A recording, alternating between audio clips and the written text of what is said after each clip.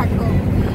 দেখো hello guys, তো গাড়িতে বসে বসে বোরিং লাগছে, অনেকক্ষণ চলে আসলাম অনেক দূর, ভীষণ বোরিং লাগছে।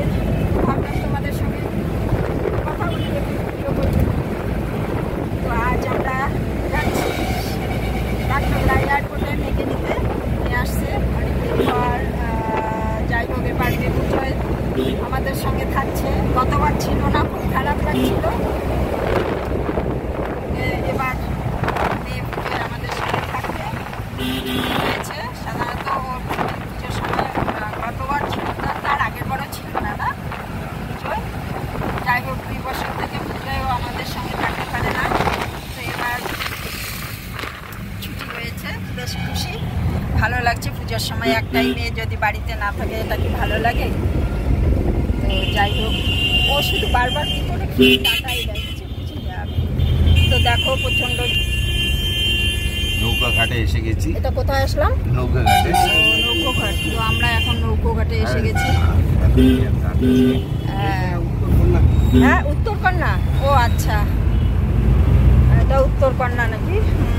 যাই হোক, এসে গেছি। আর তো এই তো বসে আছি, বিরক্ত লাগছে, তো ভাবলাম না তোমাদের সঙ্গে একটু কথা বলি। তো ধরো এখানে ভিডিওটা, না না তোমাকে ধরতে বলছি, ক্যামেরাটাই যদি তুমি হাত দাও তো বন্ধুরা কি বলবো, আমার ও যে এত এক্সপার্ট ক্যামেরাম্যান, আর বলার কোনো ভাষা নাই। ও যখনই যদি কিছুতে ও ক্যামেরাটাই আগে ঢেকে রাখে। ওই দেখো কীভাবে ধরছে, ও পারে না ভালো মতো। মাঝে মাঝে আমি লেগে যাই, করতে পারে না যেন। কি আর বলবো, আমার ক্যামেরাম্যানটা এক্সপার্ট নয়। যাই হোক, চলতে চলতে দেখো দেখো পাহাড়টা খুব সুন্দর দেখাচ্ছে। দেখো দেখা যাচ্ছে, দাঁড়াও দেখাচ্ছি। বোঝা যাচ্ছে না, সুন্দর পাহাড়টা কিন্তু সামনে দেখা যাচ্ছে। যা ঝাঁকনি, ওই যে সামনে পাহাড়টা দেখা যাচ্ছে, মনে হচ্ছে একদম পাশেই, কিন্তু দূর আছে। দেখে তো ইচ্ছা করছে পাহাড়ে ছুটতে যাই, মানে দৌড়ে গিয়ে পাহাড় দেখলেই যেতে ইচ্ছা করে, কিন্তু কি করব, এই যে জামাইবাবুটা নিয়ে যাবে না।